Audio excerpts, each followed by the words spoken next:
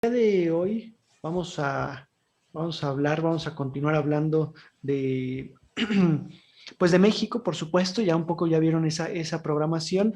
Evidentemente, ya se los comenté, ¿no? Las sesiones anteriores, pues hay que ir hablando, hay que ir participando, hay que ir, me refiero, hay que ir platicando con respecto a la temporalidad y con respecto a los momentos importantes que fueron marcando, ¿no? El desarrollo de la historia de México, y en ese sentido, pues me parece algo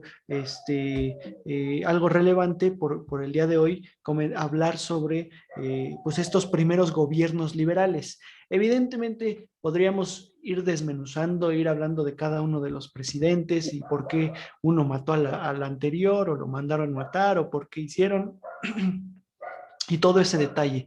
Sin embargo, creo que esto se puede englobar muy bien pues hablando así como tal, los primeros gobiernos liberales, sobre todo Guadalupe Victoria, que veremos el día de hoy, Vicente Guerrero, el triunvirato, que ahorita les explico qué es y de qué va, que creo que ya les había comentado un poco, pero hoy les comento un poco más, y en efecto, pues digamos, eh, esa situación que estaba viviendo México al momento de participar y al momento de crearse como nación, que eso pues va a ser lo relevante, ¿no?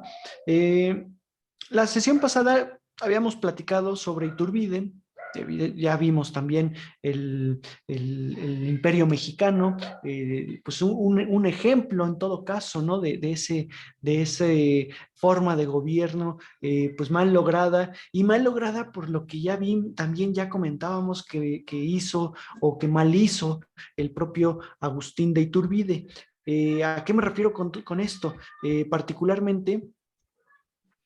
Particularmente, acuérdense, Agustín de Iturbide, pues se enfocó en gran medida digamos, en imponer una forma de gobierno a partir de imágenes, a partir de publicidad, si lo quieren ver así, a partir de promoción, de propaganda, en todo caso, ¿no? Y no tanto a través de hechos, pues concretos, que a la gente le dieran algo de confianza que siempre son muy útiles. También aquí hay que, hay que poner los pies sobre la tierra, como dicen, ¿no? Más allá de que Iturbide había sido este personaje que logró la independencia de México. Espérenme tantito que hay un perro ladrando, dejen cierro la puerta, permítanme.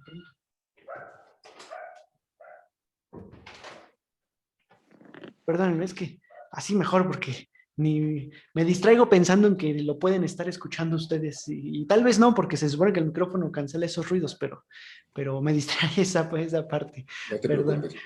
preocupes. Les decía entonces que este personaje, Agustín de Iturbide, que sí logró, por supuesto, la independencia, como les digo, sí fue famoso, sí fue querido entre la gente, también es importante decir que fue querido en un público o con un sector de la población adinerada, ¿no? Por decirle de una forma, los aristócratas, que si bien Iturbide no era como tal un aristócrata, que ya lo habíamos comentado también en la sesión anterior, pues sí fue como ese ejemplo o como el recurso, en todo caso, de los aristócratas. Agustín de Iturbide se valió de Guadalupe Victoria, de Antonio López de Santa Anna, del mismo Vicente Guerrero, en todo caso, de la popularidad que estos personajes tenían entre el público, entre la gente, entre la sociedad. Es decir, Vicente Guerrero, bueno, pues, fue el único que se mantuvo peleando al final del periodo independentista, en un momento, acuérdense, en el que, pues más o menos entre la reinstauración de la monarquía española en 1814, 1815 y hasta 1820, pues medianamente había algunas batallas, pero no era un gran movimiento el de la independencia. En cambio, pues ya al final, ese último año, 1820, 1821, en realidad sí representó un movimiento mucho más grande y Guerrero pues estuvo ahí todo este periodo. Entonces la gente lo ubicaba, la gente de bajos recursos, la gente del pueblo, los campesinos principalmente. Ellos perfectamente lo ubicaban y en ese sentido perfectamente sabían pues de qué ahora sí que quién era y cuál era la ventaja en todo caso de continuar o de seguirlo a este personaje, ¿no? Lo mismo a Guadalupe Victoria. Ahorita hablaremos un poquito más de él, pero lo mismo, tenía carisma. Nicolás Bravo, hasta cierto punto, también por ahí tenía este carisma entre la población, igual que el propio Antonio López de Santa Anna, el veracruzano, que en efecto siempre fue querido, pues sí, no sé, tenía algo, yo considero, ¿no? Porque por más cuestiones que le tocaban y que al final terminaba solucionando mal o que terminó solucionando mal, digo, todavía no las vemos todas, de todos modos, la gente siempre prefirió seguirlo en todo caso. Bueno, un sector, o sea, tampoco podemos tener una encuesta total, siempre hablamos de pequeños sectores a partir de periódicos, de notas, a partir de esos detalles. Perdona, se me fue el nombre, a este Agustín de Iturbide lo obligan a renunciar, ¿se acuerdan que les había comentado? Porque, pues al final de cuentas, el primer congreso constituyente, o bueno, en realidad junta de gobierno, vamos a ponerle, la famosa junta de gobierno que significaba un congreso, estaba, en realidad, estaba impuesta por él mismo. Es decir, hizo a un lado a los líderes políticos no sé cómo llamarles, se les llamó en su momento liberales, ¿no? Que son a estos que les he mencionado, Guerrero, Guadalupe Victoria, Santana, los hizo a un lado, a Nicolás Bravo, o sea, no les permitió participar en el Congreso, en la Junta Provisional que implicaba este Congreso, y sin embargo, pues no era a quienes había permitido que eligieran, pues eran aristócratas que poco a poco fueron perdiendo esta confianza en función del propio Agustín de Iturbide. Incluso, ¿te acuerdan?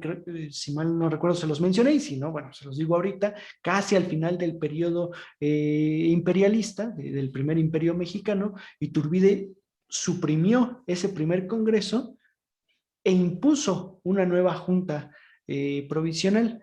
¿Qué implicó esto? Pues otra vez voy a poner a los que sí me apoyan, pero esos que sí me apoyan, al final de cuentas, se están convirtiendo en poquitos, en pequeños, pequeños aristócratas mexicanos. En realidad, aquí no se ha expulsado todavía a todos los españoles. Muchos españoles se están yendo porque no están aceptando vivir en un imperio que no sea el de España, pero no se les está expulsando del todo. Y sin embargo, esos que se están yendo con el recurso.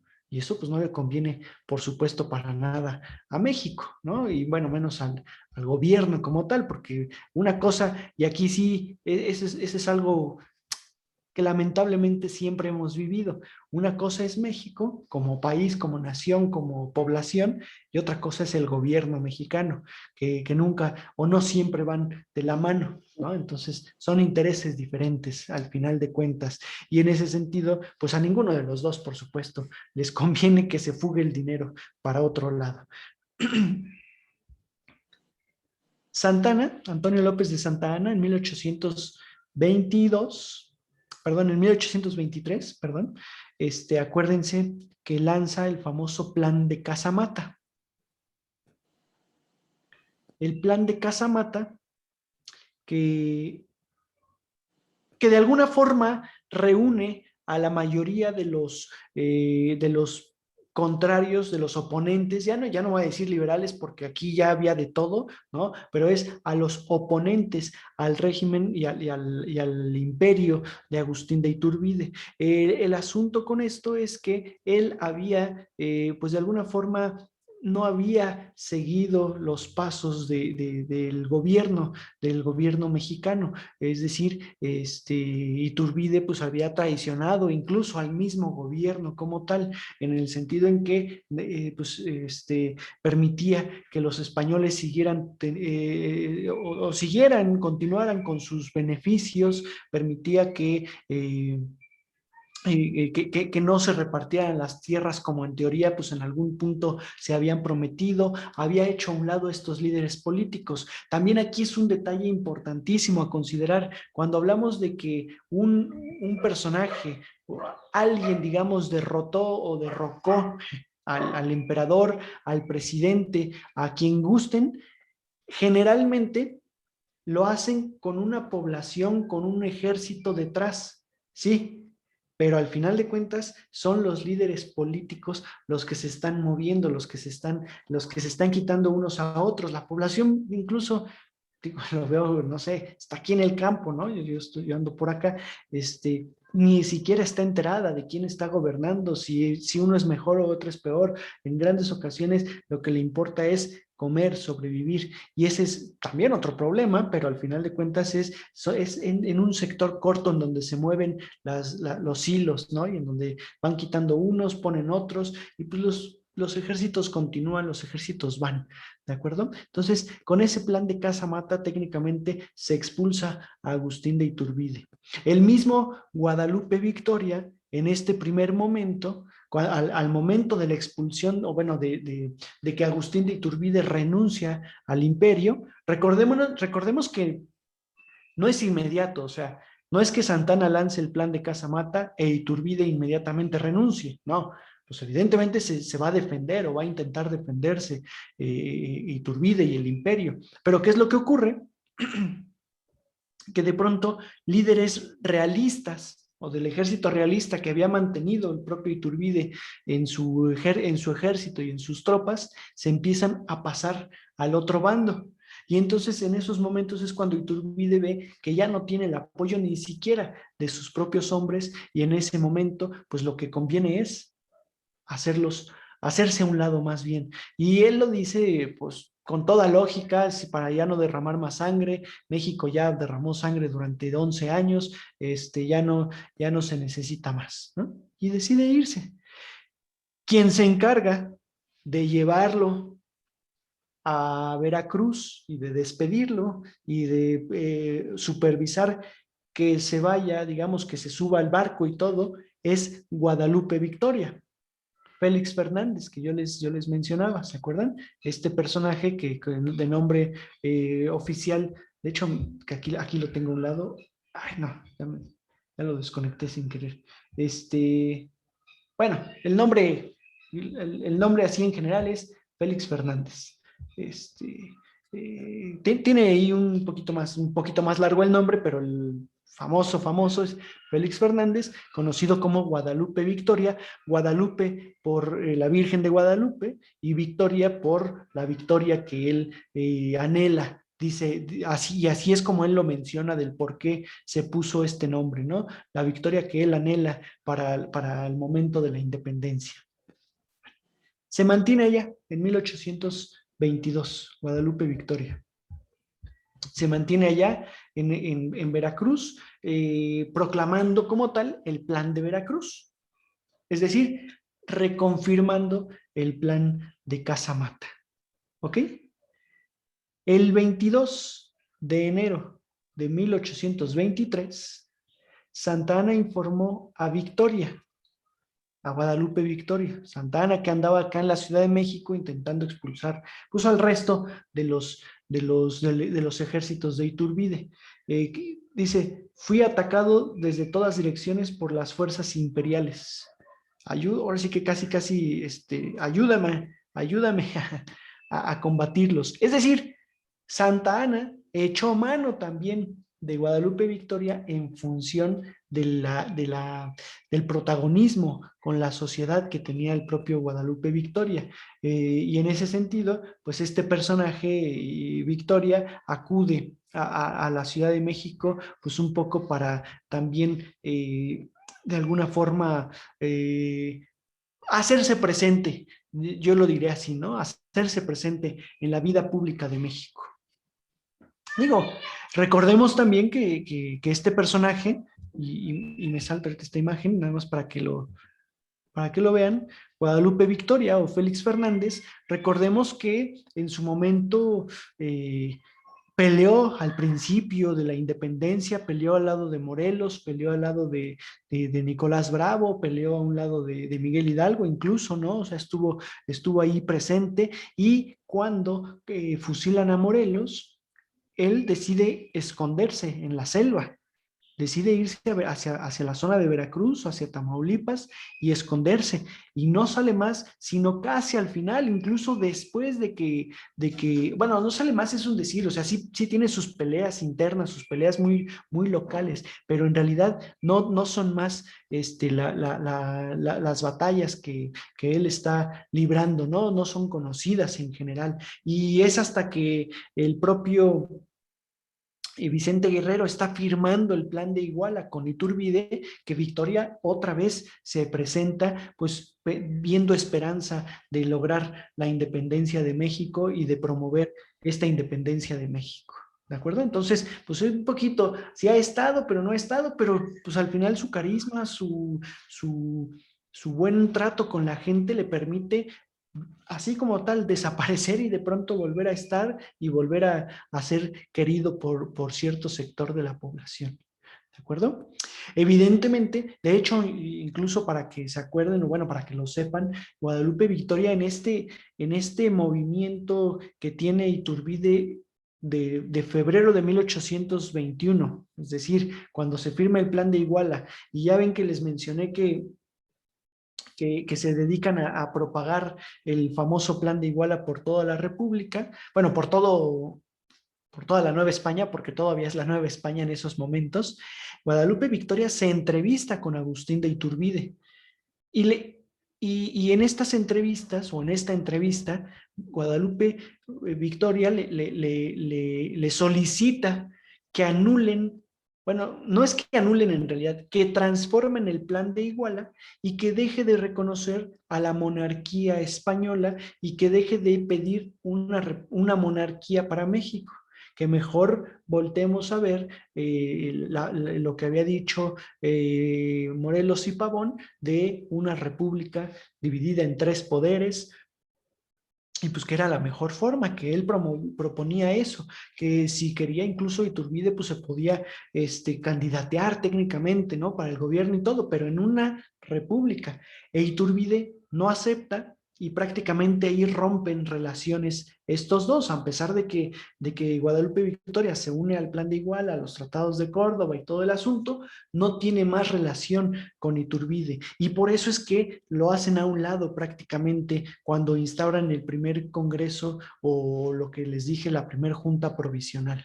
¿De acuerdo? Entonces, ese es un detalle para considerar de dónde andaba este personaje. O sea, también Iturbide jugó bien sus cartas y también empieza a hacerlos a un lado a todos estos personajes que le son una, como dicen, una piedrita en el zapato, ¿no? Técnicamente, y que le van a hacer incómoda su gestión, pero que cuando vuelven a surgir, pues entonces es cuando ya no puede más el propio Agustín de Iturbide.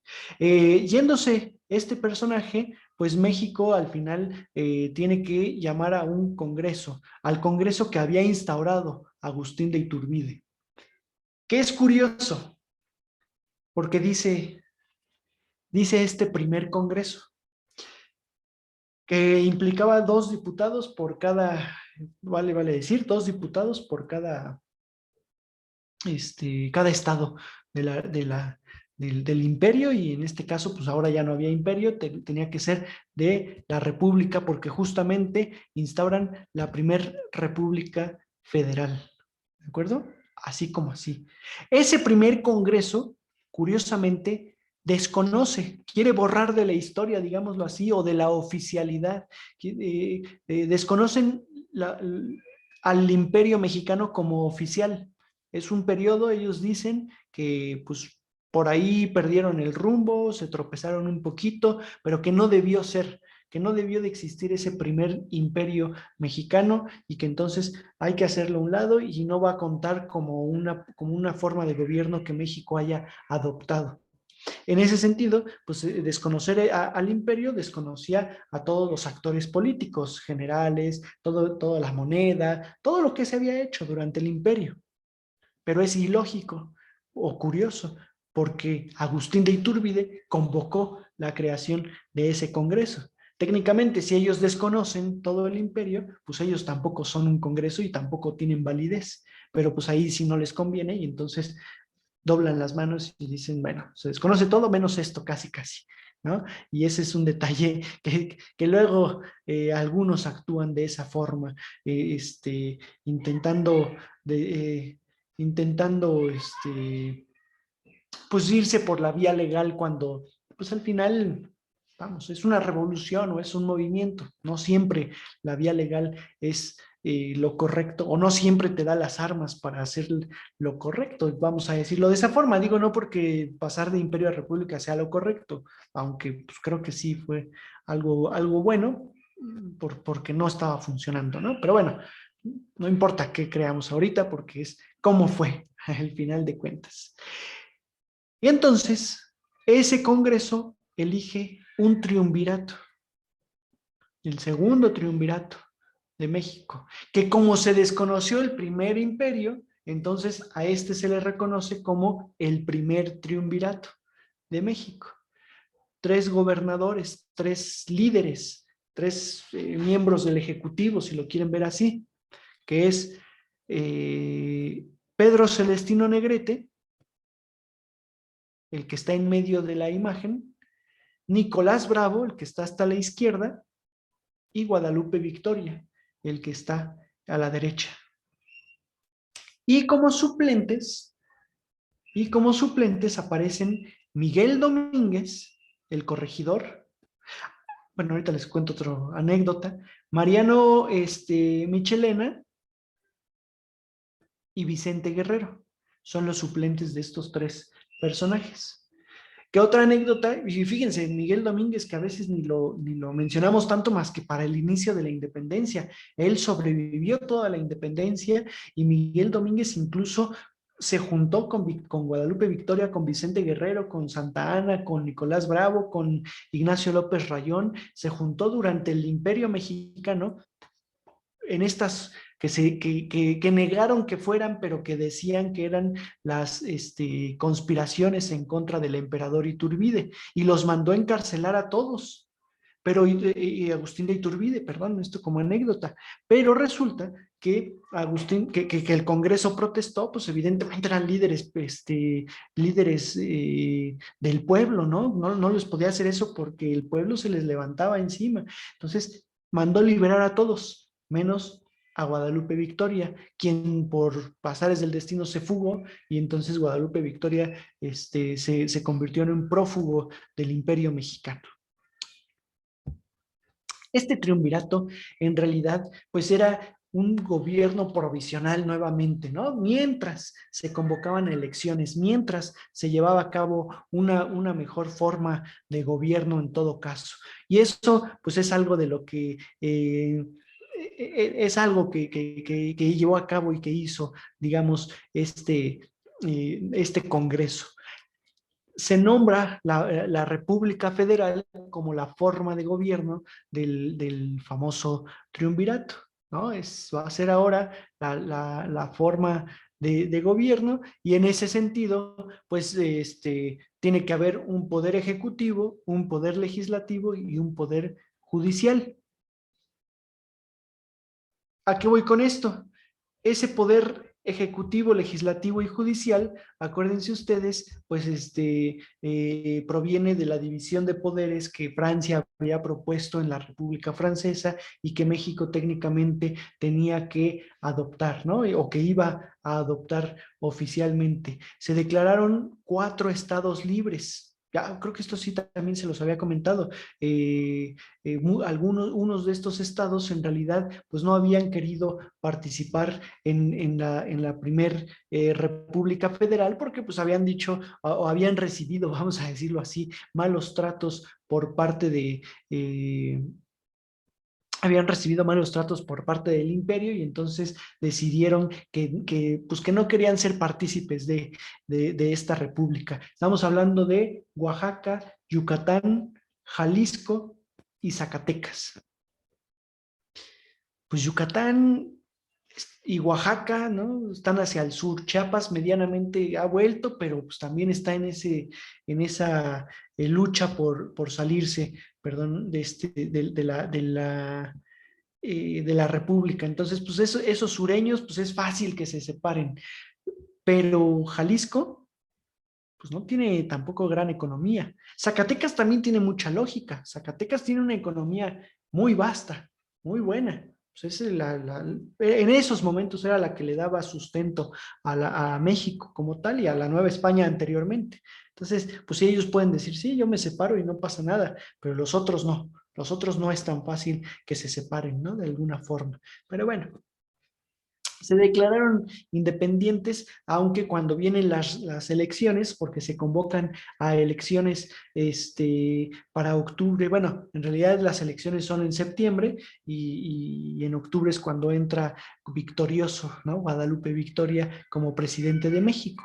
Cuando se convocan esas elecciones, dicen que siempre sí se van a unir a esta primera república federal, la primera República Federal que se instaura en 1824. Ahora, les estoy mencionando que Guadalupe Victoria se mantiene fuera se mantiene prófugo. Por supuesto, cuando se va a ir Iturbide, pues inmediatamente él había ya entrado en acción, se había encargado de expulsarlo, aunque estaba en un triunvirato con estos otros tres personajes, en realidad pues él no fue partícipe del gobierno porque siempre estuvo allá en Veracruz, pues un poco esperando digamos, la decisión y el resultado y viendo pues técnicamente que todo fluyera bien, cuidando la frontera en todo caso, el puerto mismo, ¿no? De Veracruz en este sentido. Entonces, él se mantuvo aislado. Pero cuando vienen las elecciones, entonces Guadalupe Victoria se convierte en el primer presidente compitiendo contra Nicolás Bravo, contra Anastasio Bustamante, que era un realista que había peleado en el bando de Iturbide y que se había volteado al bando de Iturbide, que se había, digamos que se había hecho, ahora sí que, pues sí, literal, se le había volteado como tal, y nada más. A Vicente Guerrero le recomendaron no participar en esas primeras elecciones, aunque tuvo votos, vale decir, aunque sí tuvo algunos votos. ¿Por qué no participó? Porque en realidad, digo, hacía grandes rasgos, Vicente Guerrero no era un hombre letrado, no tenía conocimientos en gran medida, ¿no? Era muy popular entre la sociedad, pero era con los de abajo y técnicamente pues era uno de ellos, oficialmente hablando. Es decir, ni siquiera había tenido estudios, no conocía mucho de gobierno, entonces por eso pues se había hecho un lado. Victoria, pues parece que sí. Y Nicolás Bravo obtiene el segundo lugar. En ese sentido, Nicolás Bravo se convierte en el vicepresidente, porque se inventa la figura del vicepresidente. Digo, se inventa, no, se impone, porque la invención pues ya venía de antes, ¿no? En Estados Unidos, en Francia como tal. Pero aquí se impone también la figura de vicepresidente. Algo que desde mi punto de vista, pues bueno, no, yo no sé si ellos no lo veían o no lo vislumbraban, pero estaba muy mal hecho, porque al final de cuentas el vicepresidente hasta mediados del siglo, no, es más, perdón, hasta la época juarista, hasta el 1870, 1872, 71, el vicepresidente siempre era el segundo en las votaciones. ¿Qué implicaba esto? Digo, se los pongo ahorita en un ejemplo actual. ¿Quién fue el segundo en votaciones en el 2018?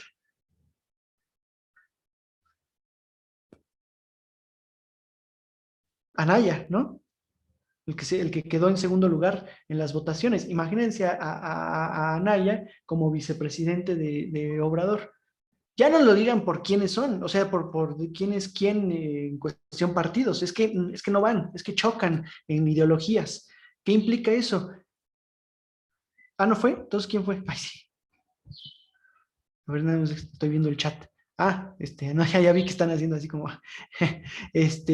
no, o sea, a lo que voy es que, pues el segundo va a ponerle el pie constantemente al primero para que haga mal las cosas, para que en cualquier momento, o sea, ¿por qué razón? Ahorita pongámoslo en el punto de vista o pongámoslo en el papel de que pues nadie va a matar a nadie, ¿verdad? Entre comillas, en el siglo XIX, en donde pues no sé si era fácil, pero era común que se matara al presidente, que se atentara contra el presidente, pues el segundo al mando va a atentar contra el presidente, se va a levantar en armas y en ese sentido él va a actuar como el nuevo presidente, que fue lo que ocurrió con Nicolás Bravo, a pesar de que eran idealistas del mismo bando, liberales, que de alguna forma pues se manejaron correctamente, que buscaron siempre el bienestar para México, pues el poder, yo no sé si el poder o qué ocurre, pero Nicolás Bravo también es reconocido más allá de todo lo que hizo,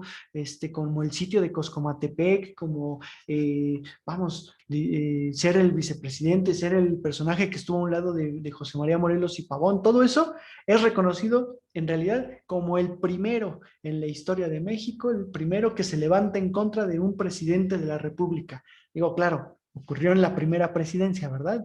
Si hubiera ocurrido en la presidencia 30, pues a lo mejor hubiera sido una nota tremenda, pero pues si es en la primera, pues claro que iba a ser el primero, porque pues había habido solamente un presidente, pero me refiero que se levantó en contra de Guadalupe Victoria por no estar de acuerdo con algunas acciones como la expulsión de todos los españoles. Guadalupe Victoria, más allá de las cosas, pues medianamente correctas o incorrectas, en todo caso, que pudo haber hecho, algo que le atrajo mucho a la población mexicana fue justamente la expulsión de toda la población española.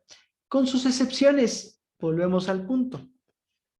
Había personajes muy específicos que difícilmente iban a ser expulsados porque pues atraían dinero, porque se habían convertido prácticamente en mexicanos en lo simbólico, en lo sentimental, ¿no? Entonces, bueno, pues a algunos no se les expulsó, como por ejemplo a Andrés Manuel del Río, que ya les había platicado yo cuando hablamos de la minería y del Palacio de Minería, que les había dicho que Andrés Manuel del Río fue este español que llegó a dar clases a México, bueno, a la Nueva España, que fue profesor del Real Seminario de Minería y que de alguna forma pues es el descubridor del vanadio, ¿no? Del elemento químico del vanadio, que Humboldt le jugó ahí una, bueno, no sé si Humboldt o los alemanes por allá, pero bueno, al final de cuentas, pues ese es Andrés Manuel del Río, a quien no lo expulsaron. Él se fue solito en solidaridad con sus compatriotas, pero regresó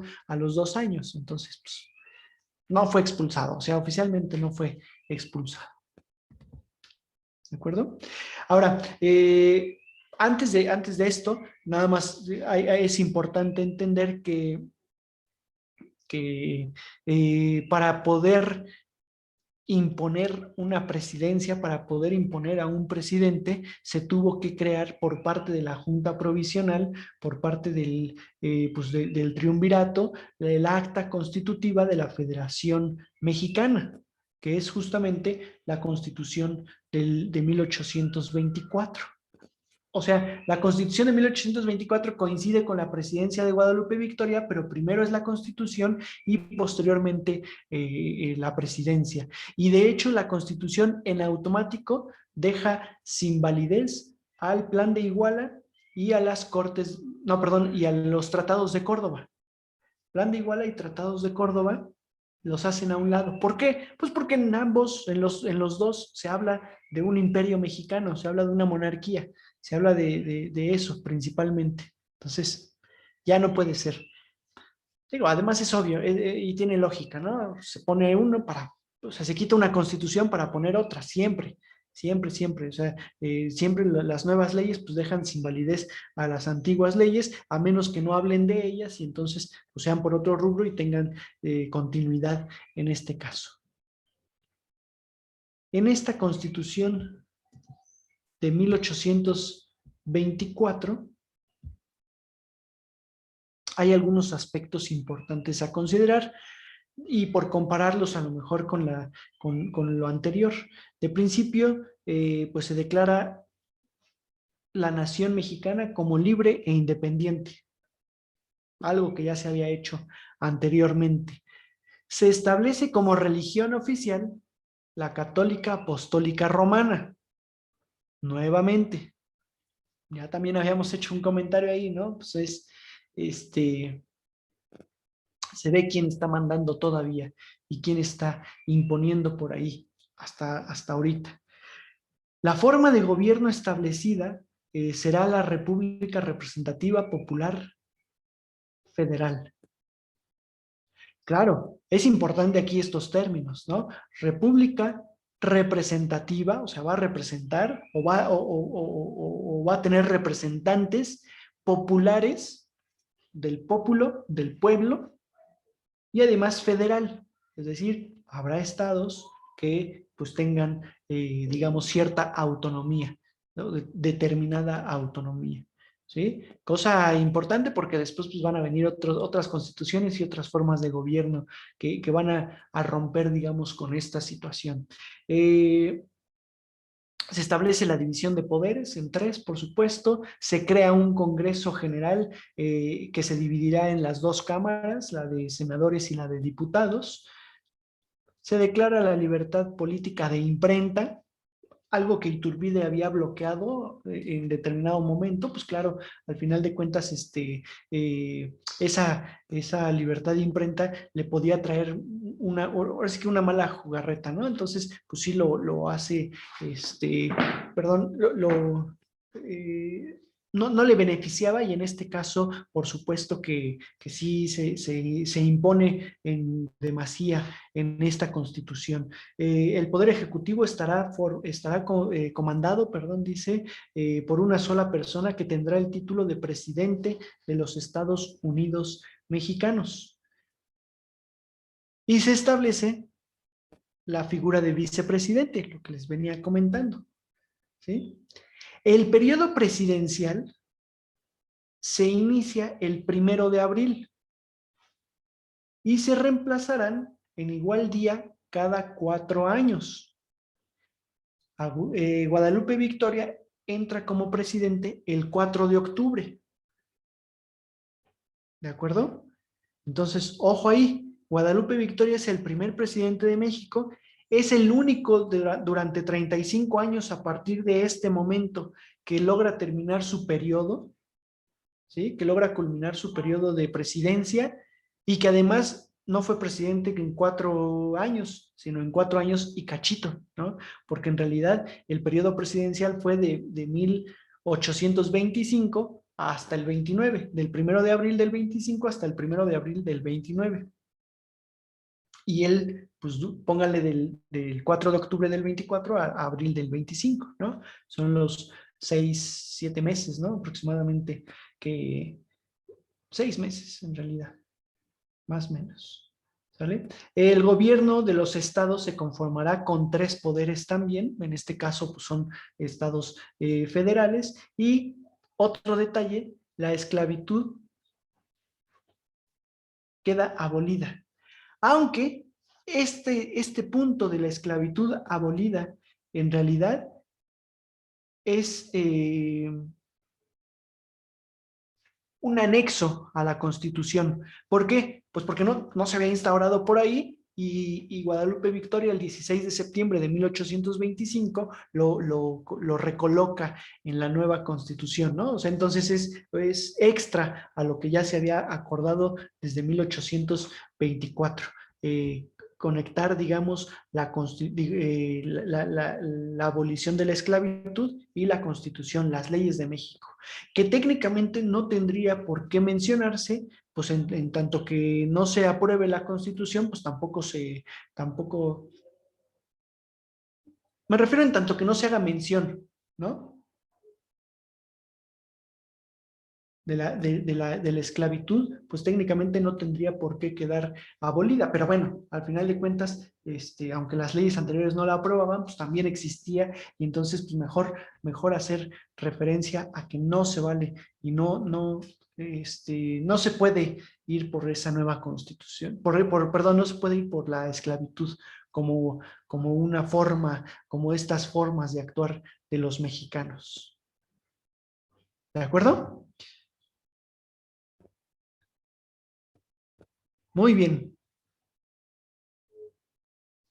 Ahora, es importante mencionar que pues algunas de las formas correctas que que Guadalupe Victoria llevó a cabo y que en efecto le funcionaron bastante bien, le funcionaron correctamente, pues son en efecto digamos, algunas leyes en función o algunas leyes benéficas para la educación mexicana. Él promovió que la mayoría de los niños tuviera acceso a una educación. Todavía no podemos hablar de educación libre, gratuita, ni nada por el estilo, pero sí que los niños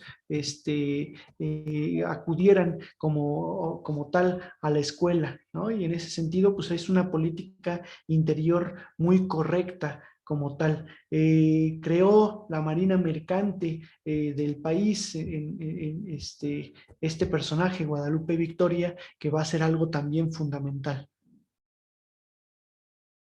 ¿Sí me están escuchando ahí? Que ya se trabó un poquito, se trabaron sus videos y ya no sé si...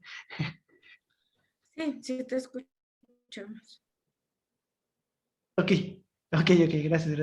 Perdón, es que luego ya no sé si estoy hablando solo, ¿no?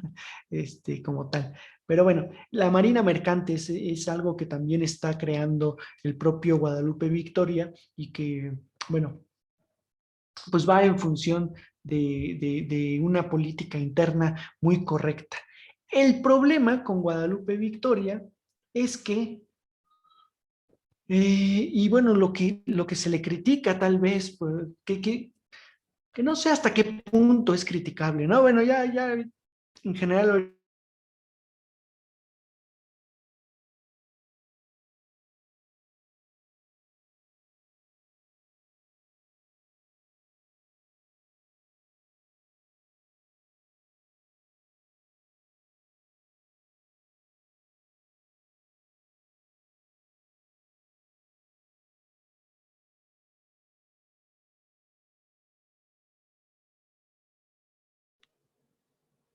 Sí, ya se le cortó y también la imagen.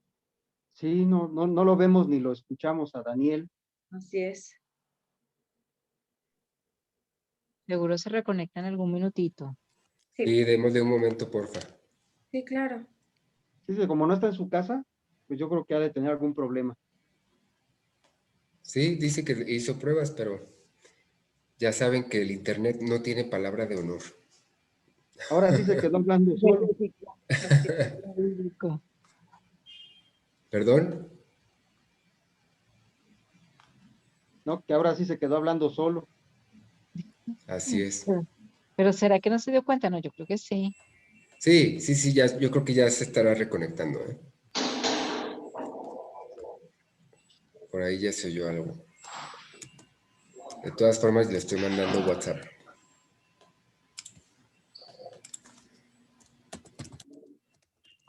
Sí, tampoco lo veo en la lista de participantes. No, creo que se cayó. Se le cayó. Le mordió el perro el cable. Sí, ya ves que estaba dando mucha lata el animal. Pobre. Bueno, espero que les vaya quedando todo claro, ¿eh? Porque ya viene el examen. Este era un truco nada más. Viste, Marco, que tengo familia aquí en México. Un pavón por ahí hubo. Muy bien, muy bien. ¿Están de visita o qué? No, de la historia. Ok, sí es cierto. Ah, Ya ya me tuviste entró, listo. ya entró Ya. Daniel. Muy bien. Hola, Daniel.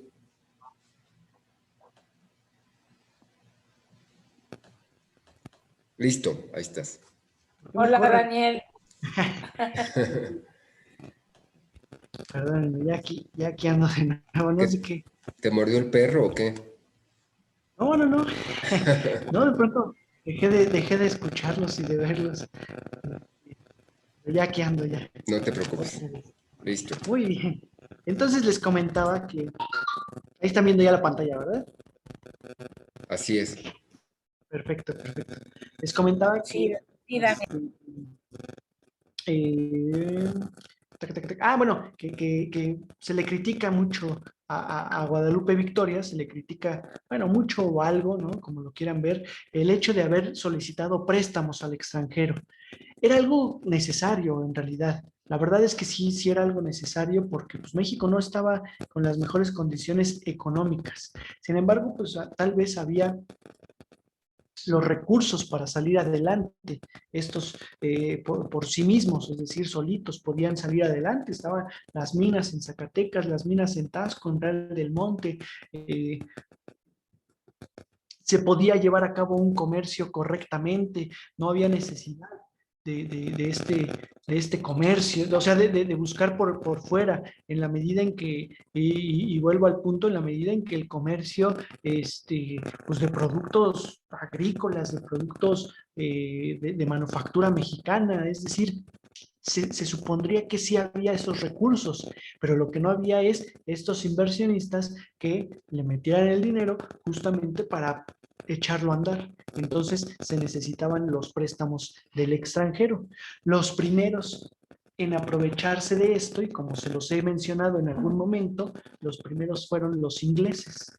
Aprovecharse es un decir, digo, no es que ellos lo estuvieran buscando, al final, insisto, fue México quien los buscó, quien solicitó estos primeros préstamos al Reino Unido, principalmente, ¿no? Y entonces, pues volvemos al punto en que ahí, tal vez ahí inician los males de México.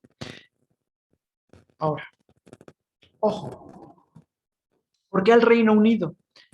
Francia, que era la otra potencia en esos momentos económica, no aceptó.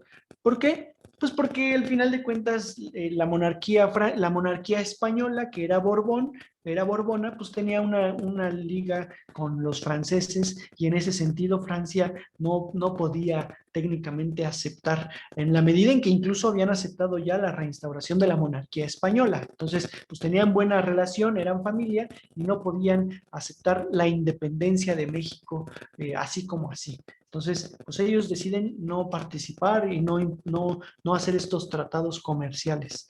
Porque claro, con los préstamos, pues venía a cambio también un tratado casi de libre comercio. Y el tratado de libre comercio, insisto, va a ser muy bien aprovechado por los ingleses, que van a entrar incluso en 1824 en automático en diciembre. O sea, en octubre está entrando Guadalupe Victoria, en diciembre están mandando a la compañía británica de mineros, ¿no? Que llega ahí a Real del Monte para imponerse y para implantar las minas y las haciendas de beneficio que las van a volver a echar a andar, digámoslo así. ¿De acuerdo? Los españoles, pues por supuesto no, porque al final de cuentas ellos seguían promoviendo que México no era independiente y que les pertenecía y que había que recuperar. Incluso hubo algunas juntas pues de hecho por eso se expulsó a los españoles, al resto de los españoles, porque se prestaba a juntas para lograr reconquistar, digamos, México. Los estadounidenses tampoco habían aceptado como tal reconocer del todo a México. Y aquí digo, no me meto mucho en el tema, sino porque yo no sé afinidades, ¿verdad? Pero los gringos han sido así. Y entonces ellos fueron oportunistas y aprovechados en este punto porque dijeron, no, primero me permites tener un enviado plenipotenciario, un embajador, digámoslo así, para ver la situación, para darme cuenta si vas a poder pagarme o no vas a poder pagarme, si es bueno hacer tratos contigo o no es bueno hacer tratos contigo, y ya después hacemos las negociaciones. Y entonces es cuando envían en 1825 a Poinsett, justamente, a este personaje, Poinsett, que pues de alguna forma se convirtió, bueno, ya había sido él igual embajador de Estados Unidos en distintos frentes, era alguien que estaba muy inmiscuido en la política exterior de los Estados Unidos, a favor, por supuesto, en estos casos de esta nación, ¿no? Entonces, Poinsett pues va a traer algunas situaciones, algunas cuestiones a México curiosas, que ahorita comentamos nuevamente. ¿Sale? Entonces, ese es el detalle también con Guadalupe Victoria, que se va endeudando. Claro, con países sudamericanos, pues estaban en la misma situación con estas guerras. Bueno, acababan de salir también de la independencia, aunque ellos traían un poquito más de tiempo, pero en realidad no estaban en las condiciones para prestar a México. Rusia no existía, era una monarquía todavía, ¿no? Como tal.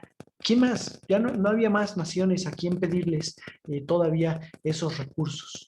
Entonces, ingleses fueron los ganones porque fueron los que sí aceptaron ese tratado inmediatamente a cambio de aceptar, me refiero a cambio de aceptar la independencia de México, dieron un préstamo y tuvieron el beneficio del libre comercio. También era obvio, los ingleses en ese sentido tenían presencia otra vez en América. Claro, las islas del Caribe ya la tenían, pero en territorio, en tierra firme. Nunca rompieron 100% relaciones con los estadounidenses. Por otro lado, pues eran entre comillas, fíjense lo curioso, eran una monarquía hasta cierto punto, bueno, no hasta cierto punto, era protestante. Entonces, contraria al catolicismo, y sin embargo se lograron buenas relaciones y eso implicaba pues tener influencia ahí en México, ¿no? O en un país católico que en su momento pues podemos, digamos, podemos atacar. Mira, dice Carlos, alemanes y austriacos, ¿no? Que evidentemente apoyaban a España. Claro, aquí importante, alemanes, es decir, prusianos y sajones, que eran los principales, porque todavía eran pueblos alemanes, grupos alemanes, todavía no estaba esta Alemania unificada, pero Prusia era los principales, y sí, los austriacos con el Sacro Imperio Romano Germánico, que todavía pues en esos momentos todavía estaba en esa transformación para convertirse en el imperio austriaco, y tenían dinero exactamente para prestar y sin embargo no lo hicieron del todo. Lo que pasa es que sí estaban un poquito subyugados a Francia y a estos territorios económicamente en esos momentos. Entonces, es un detalle importante. Pues con los ingleses, justo en estos momentos, con los ingleses, con Poinsett, que es estadounidense, y al final con las tropas españolas, llegan a México inevitablemente las famosas logias masónicas. ¿De acuerdo?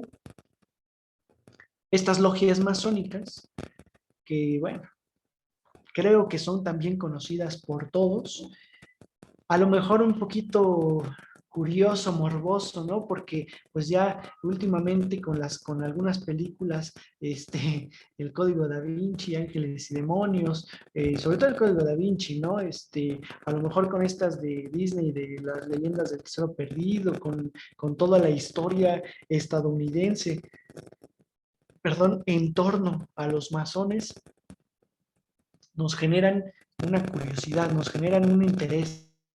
A lo mejor con los textos de Sherlock Holmes, ¿no? No sé, o sea, me refiero, hay mucha carnita de todo, por todos lados de donde rascarle para las logias masónicas.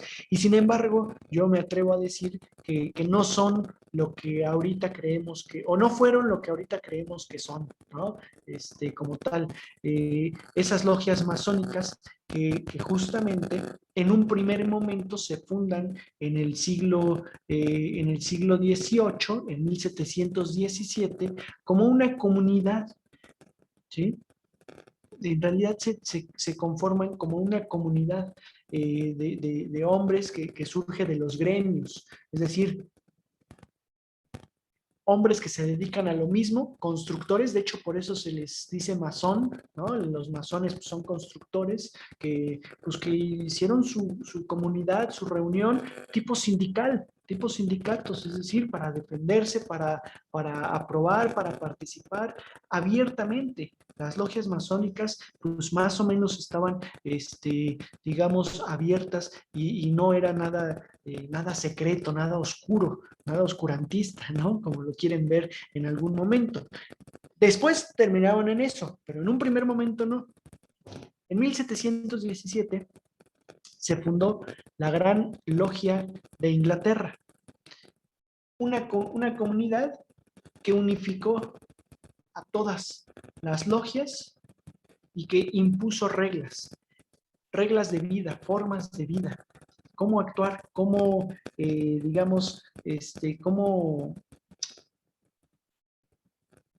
se dice? Cómo enfrentarse a cierta situación, cómo participar, siempre con una moral específica, ¿no? Hombres, se llamaban ellos hombres por encima de las religiones y de la diversidad política divina, ¿no? O que podía surgir de Dios, es decir, creían en Dios, pero no en la iglesia católica, no en la iglesia protestante, bueno, medianamente, ¿no? Porque surgen ahí en Inglaterra y entonces van en esa onda, pero van más allá, o sea, ellos decían, somos más que, no es una religión, es una logia, es un grupo de sociedad que después se convierten, insisto, en sociedades secretas.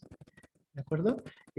Con estas reglas de moral que tenían que ir siguiendo efectivamente. Estas logias pues van desarrollándose ahí en Inglaterra poco a poco, en determinado momento pues se expanden, ¿no? Hacia finales del siglo XVIII terminan por expandirse hacia España, hacia Francia, hacia Alemania mismo, o sea, en Europa principalmente, en Estados Unidos, por supuesto, van llegando.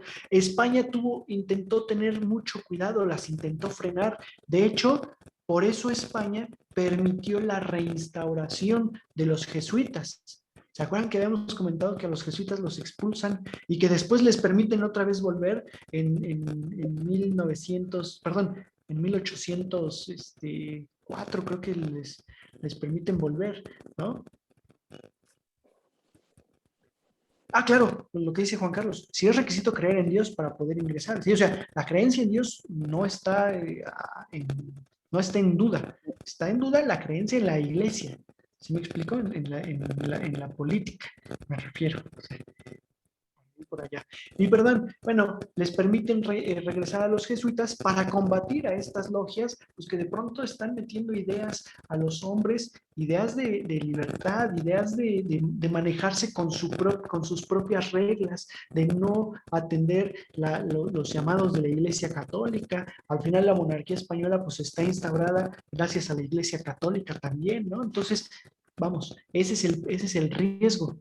Y sin embargo se les colaron. Sin embargo, entraron por el ejército español, ¿no? Por esta comunicación que pues hay entre los ejércitos y el mismo, digamos, pues la misma, en las guerras me refiero, entre las naciones y los ejércitos. Estas logias masónicas, pues en realidad fundan la famosa francmasonería, ¿no? Y técnicamente, pues el término francmasón, pues es así, un obrero libre o un libre obrero. Y esa francmasonería, insisto, llega con el ejército español a México, con los realistas en el periodo de la independencia, no, incluso antes, yo digo en el periodo de la independencia, pero incluso antes, incluso por ejemplo, Fausto de Luyar, el primer director del Palacio de Minería, era un miembro de alto rango de los masones, le llamaban su cargo era mayordomo. Era el de mayordomo, ¿no? Era un cargo alto, ahorita no les sé decir exactamente qué tanto, cuántas jerarquías, no les puedo hablar demasiado porque no lo sé del todo, pero vamos, se sabe que es un cargo importante, ¿no? Incluso, pues bueno, ya poco a poco también van a ir apareciendo los distintos grados, grado 33, grado 32, grado 31, dependiendo, y en este sentido, pues ahora sí que le debes respeto moral, respeto en todo sentido a alguien que sea un cargo mayor dentro de la logia, ¿no? Y en ese sentido, por ejemplo, acuérdense, siempre se ha mencionado que Juárez y Maximiliano, miembros de la masonería, pues eran de grados diferentes y Maximiliano era un grado superior en el sentido en que incluso la posición política pues le brindaba este grado, ¿no? Probablemente. También aquí, a grandes rasgos, o sea, se los estoy comentando, generalizando, las logias masónicas no tenían poder, no tenían influencia, empezaron pequeñas, empezaron chicas, empezaron en sectores medianos, vamos a decirlo así. Después ocurre un fenómeno que no sabemos exactamente qué fue primero, ¿no? Si ellos incluyeron a los líderes políticos para tener influencia dentro de la política y entonces crecer, insisto, económica y políticamente, en poderes me refiero, o si miembros de la logia masónica los posicionaron para llegar a cargos altos.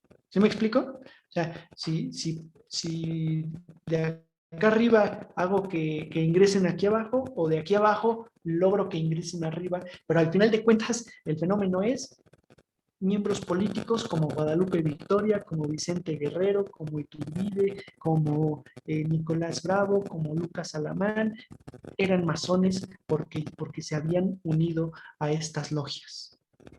Con los españoles llega la logia escocesa. La logia escocesa, vamos a ver un poquito estas imágenes, ¿no? de la gran logia inglesa. Vamos, aquí a México llegan dos logias, dos sectores, se ubican incluso hasta tipo partidos políticos, ¿no? Como un partido político, es decir, eres de los escoceses o de los yorquinos. Con los españoles y en ese sentido con los europeos, la influencia de la logia escocesa. Con Poinsett llega a México, Poinsett, acuérdense que es este enviado estadounidense, e instaura la logia yorquina. Y promueve que pues estos miembros liberales empiecen a entrar a la logia yorquina con más, digamos, más influencia estadounidense, por supuesto, con más propósito en función de los liberales. Y entonces también empezó el fenómeno de irlos ubicando, que también yo creo que ese es un mal en México siempre, ¿no? Es decir, de tener que alinearte con alguien. ¿Tú de quién eres? ¿Eres yorquino o eres escocés? No, pues no soy de nadie. No, aquí no puedes no ser de nadie. ¿De quién eres? ¿A quién le vas? ¿No? Siempre en cuestión política nos han dicho eso, ¿no? Tienes que ir con uno a fuerzas, o sea, tienes que ser de uno, en gran medida. Pues no, o sea, pues me gusta pero este también, pero este dice esto y esto dice aquello. Bueno, se vale. Acá, en el siglo XIX no. Y entonces se empezó a ubicar a los liberales todos aquellos que querían romper con las estructuras europeas, con las estructuras del pasado, con las estructuras españolas. Esos son los liberales. Que bueno, luego, perdón, nada más aquí, de pronto también de ahí surgió el liberal moderado, el liberal radical, el liberal de centro, ¿no? Pero bueno, liberales con la logia yorquina, ¿sí? Y a su vez buscando un federalismo, la República Federal. Entonces, en estos momentos, en este periodo, digo, ahorita estamos hablando de Guadalupe Victoria, pero entiéndase que Guadalupe Victoria pues terminó su periodo y el siguiente fue Vicente Guerrero, el siguiente en entrar al juego, ¿no? Fue el propio Vicente Guerrero que, pues bueno, que en su momento también hizo buenas cosas. También terminó por abolir la esclavitud oficialmente y todo el asunto. Pero ahorita me interesa sobre todo la cuestión política. Liberal, yorquino y federal. Acuérdense que también estaba de moda si querías una república federal o una república centralista. Entonces, ¿de qué bando eras? Entonces, casi siempre era esa línea. Liberal, yorquino, federal. Bueno, conservador, ya sea porque fueras aristócrata o porque pretendías que se reinstaurara a lo mejor cierta monarquía o que no cambiaran los privilegios europeos, ¿no? Que se habían impuesto en América durante 3 siglos. Entonces eras conservador escocés, de la logia escocesa, porque pues, en efecto era la logia europea técnicamente, y centralista. Y les diré que no siempre fue así. Es decir, si ubicamos a esos 3 conceptos, ¿no? Los vamos a encontrar cruzados. Podía haber algún liberal que fuera escocés y que además quisiera el federalismo. O lo contrario, un conservador que fuera yorquino y que además quisiera el centralismo. O bueno, o sea, ven en todas sus combinaciones. A veces se comete el error de intentar encasillar en cierto pensamiento político, que sí pueden chocar un poquito, o sea, que seas liberal, pues choca con la logia escocesa, pero no choca con el centralismo, puedes buscar la centralidad, y eso no quita que seas del bando liberal, que busques quitar privilegios a un sector, ¿no? Entonces, eso es importante también aquí comentar, que no siempre es... que no siempre fue de esa forma estos cruces de las logias masónicas. Bueno, pues Poinsett al final, a partir de instaurar la logia masónica de York, también impuso una influencia estadounidense constante en México, ¿sí? Una influencia que pues va a estar ahí poco a poquito creciendo y creciendo cada vez más. ¿De acuerdo? Ya lo veremos la siguiente sesión cuando hablemos de la independencia de Texas, pero veremos cómo pues los Estados Unidos van a influir bastante en todo esto y eso gracias también a las logias, porque al final las logias tampoco respetan, en teoría, tampoco respetan nacionalidades. Es decir, es una globalización, hasta cierto punto es un inicio de globalización. Es una logia que seas español, seas inglés, seas mexicano, eres miembro de la logia y tienes rangos y tienes jerarquía. ¿Ok? Entonces, ese es un punto importante. Bueno, ahí para que conozcan a Nicolás Bravo y para que sepan quién fue este personaje que de pronto combatió a Guadalupe Victoria, se levantó en armas sin lograr mucho porque Guadalupe Victoria todavía tuvo esa estabilidad. Yo se los dije en su momento, este personaje, pues de pronto, yo creo que todavía le tuvieron paciencia, ¿no? O sea, hizo bien las cosas, aunque endeudó a México, pues hizo algunos proyectos importantes en México e insisto, puede que todavía le hayan tenido paciencia a este personaje. Incluso durante su gobierno, durante el gobierno de Guadalupe Victoria, se combatió, o combatieron más bien, a los españoles que todavía estaban en San Juan de Ulúa como tal. Y entonces, pues se expulsaron a los últimos de San Juan de Ulúa en 1825. A los últimos españoles que todavía querían esta restauración de la monarquía española. Nicolás Bravo compite en las elecciones nuevamente contra Vicente Guerrero, Pedro Celestino Negrete y Anastasio Bustamante. Gana Anastasio Bustamante, ojo, él es el que gana las elecciones de 1829.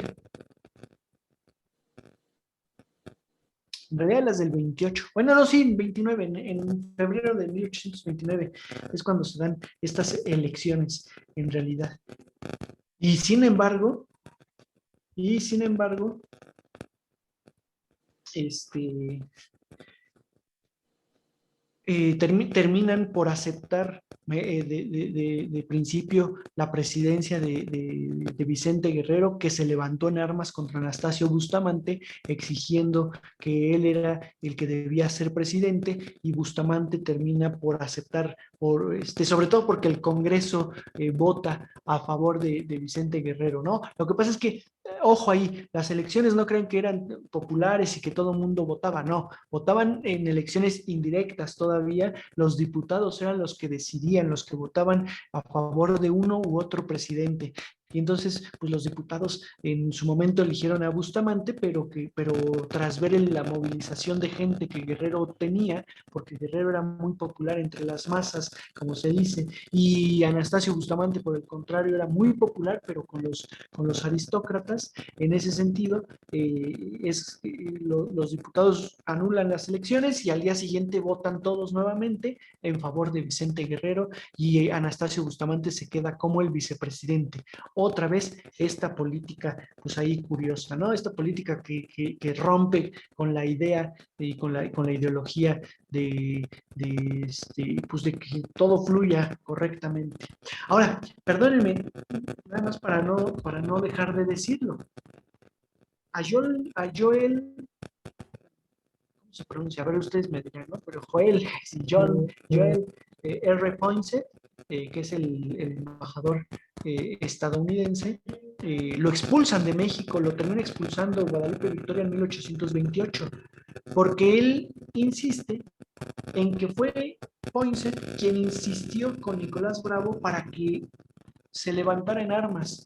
¿Por qué? Pues porque no le querían dar ciertos beneficios políticos a Estados Unidos y no le querían vender territorio. Desde estos momentos, Estados Unidos ya está solicitando la venta de territorio, del territorio del norte, por supuesto, de México. ¿De acuerdo? Entonces, pues esa es un poquito la situación con Nicolás Bravo y con Joel Ponce, en efecto, con estos momentos. Al final, Vicente Guerrero y Anastasio Bustamante, pues no logran no son una buena mancuerna, digámoslo así. No son, no van de la mano. Anastasio Bustamante también termina por levantarse en armas contra Vicente Guerrero, levantarse en armas, perdón, y no tan tajantemente, o sea, sí se levantó en armas, pero en sí fue repelida esta rebelión, y al final simplemente lo que ocurre es que a Vicente Guerrero, pues lo están encasillando por todos lados. Lo que yo les dije, él no tenía esta educación política, ¿no? Para gobernar. Y entonces todo mundo lo ataca por todos lados. Y ese todo mundo lo ataca por todos lados son levantamientos que Bustamante, con esa libertad de imprenta que la Constitución permitía, pues va metiendo en las cabezas de mucha gente de influencia, que va exigiéndole a Guerrero que no haga, que sí haga, que deshaga, ¿no? Por un lado, pues es Guerrero oponerse constantemente o imponer digamos, esta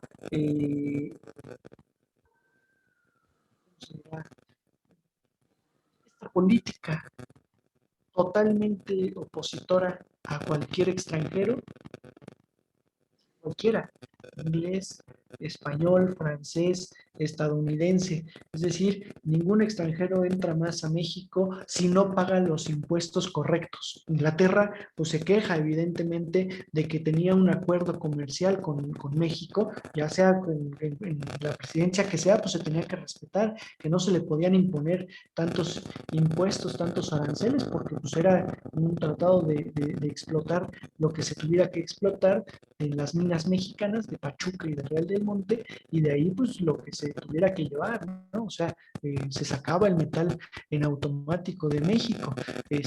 Claro, o sea, sí se pagaba un impuesto al final de cuentas, pero no los grandes aranceles que se le querían imponer por parte de Vicente Guerrero. En ese sentido, pues es Anastasio Bustamante quien detecta esos detalles, esa poca popularidad entre sectores importantes, y entonces promueve el levantamiento en contra de Vicente Guerrero, que al final en realidad ni siquiera es ningún levantamiento como tal lo que termina por sacar de la presidencia a Guerrero, sino es una emboscada que le tienen en Acapulco, ¿no? Ya por supuesto Guerrero sabía perfectamente que no era muy querido, y sin embargo, yendo a Acapulco en ciertos momentos de celebración, lo invitan a cenar en una embarcación, y pues todo el mundo le dice que no lo haga, que no lo que no lo lleve a cabo, ¿no? Que cuidado con eso, porque pues, lo pueden capturar y le pueden hacer algo. Y al final, pues termina pasando exactamente eso. Termina pasando exactamente eso. Otro personaje importante en esta vida política de México, de los primeros gobiernos liberales de México, es Lucas Alamán. ¿Y por qué es sumamente importante? Porque también se convierte en ese contrapeso de la política liberal mexicana, pero ese contrapeso intelectual, pensante, ¿no? Un hombre que tenía un gran juicio en ese sentido, era un politólogo, por supuesto, era un jurista, Lucas Alamán, que le había tocado en su momento pues el ataque a Guanajuato por parte de Miguel Hidalgo, y yo se los he comentado, por eso odiaba tanto a Miguel Hidalgo y por eso habla pestes de este hombre, y sin embargo es alguien que aboga por la nueva nación. Lo que pasa es que dice, esta nueva nación necesita cierta estructura, y constantemente impuso, digamos, una estructura correcta, ¿no? El famoso Lucas Alamán, que pues incluso hasta en las últimas, en el 53, todavía se convirtió, 52, 53, todavía fue vicepresidente de Antonio López de Santa Anna, y todavía le dio cierto, digamos, eh, mira, dice Juan Carlos, curioso el parecido entre Lucas Alamán y Carlos Monsiváis, ¿no? En efecto, sí, sí, sí, sí. Y bueno, pues en efecto ahí, pues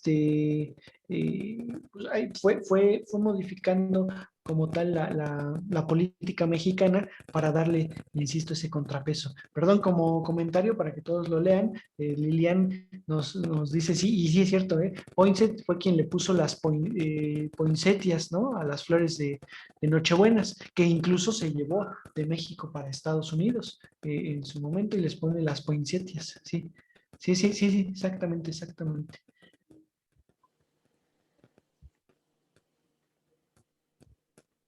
Bueno, pues Lucas Alamán en su momento insistió mucho contra Vicente Guerrero, que la política liberal que estaba instaurando y que estaba conformando, que probablemente les estaba dando demasiadas libertades a los estados, y que no estaba recopilando el suficiente recurso para la nación, y era alguien que pues se mantenía al margen, ¿no? En efecto, todavía en estos momentos se mantiene al margen, nunca fue expulsado, nunca fue, bueno, en estos momentos no fue exiliado, si lo quieren ver así, pero que tampoco tenía un cargo importante dentro de la política por el simple hecho de ser conservador. Y sin embargo, insisto mucho en esta parte, con Vicente Guerrero, pues siempre le insistía en que debía de ser mucho más firme. Es decir, Lucas Alamán promovió la República Centralista. Esa República Centralista que a la muerte de Guerrero, pues se va a intentar instaurar la República Centralista. Acuérdense que Vicente Guerrero, y nada más por mencionárselos, Vicente Guerrero muere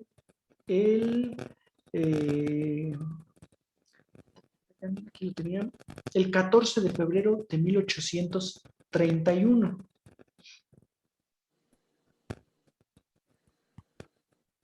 14 de febrero de 1831. Y fue presidente de México del 1 de abril de 1829 al 17 de diciembre de 1829, por supuesto. Nos sucede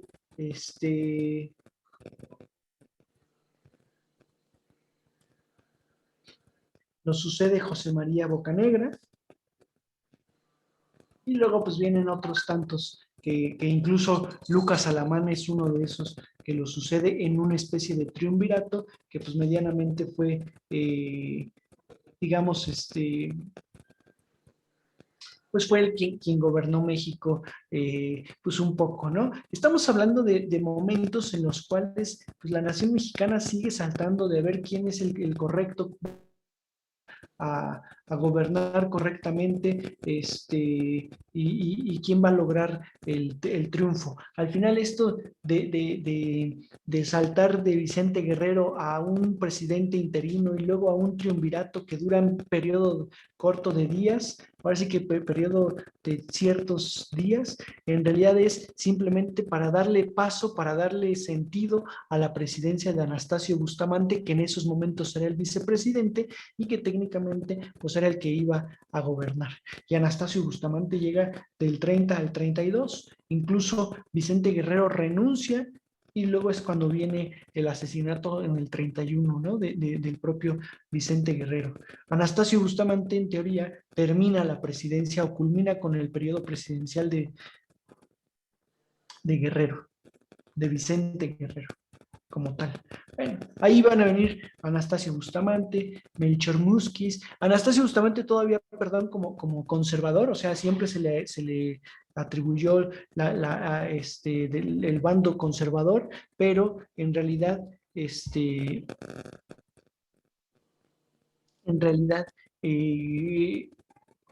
era así como ese, no hacía caso del todo por el centralismo totalmente. O sea, ¿qué es lo que les digo? En un principio, pues él aboga por esta república liberal y sin embargo, en su momento también termina inclinándose por la república centralista.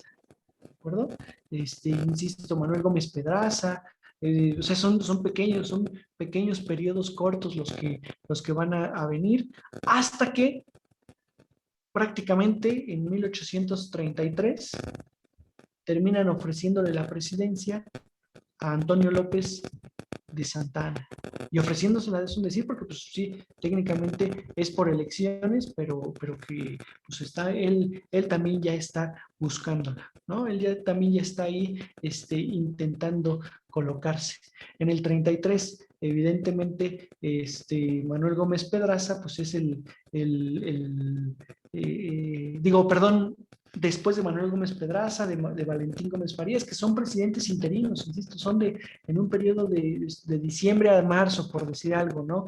Es decir, 3 meses, 2 meses, 1 mes, en los que están saltando, son demasiados mexicanos, demasiados presidentes mexicanos como tal. Esto va a ser un punto clave para la separación de Texas, que vamos a ver dentro de 8 días. Vamos a ver cómo Texas, en realidad, pues ya no, o sea, bueno, ya no va a aceptar esa situación. Además, algo que también se le pone en contra a Vicente Guerrero es que permitió la instauración de 300 familias de colonos estadounidenses en Texas. porque ningún mexicano quería ir hacia el norte a producir o a intentar producir, a ocupar simplemente. Y la política expansionista de los Estados Unidos, pues ya iba de gane, ya la llevaba de gane, ya se había expandido hasta el río, digo, hasta el Mississippi casi prácticamente, ¿no? Entonces, pues ya, la siguiente frontera era Texas en esos momentos. ¿Dudas?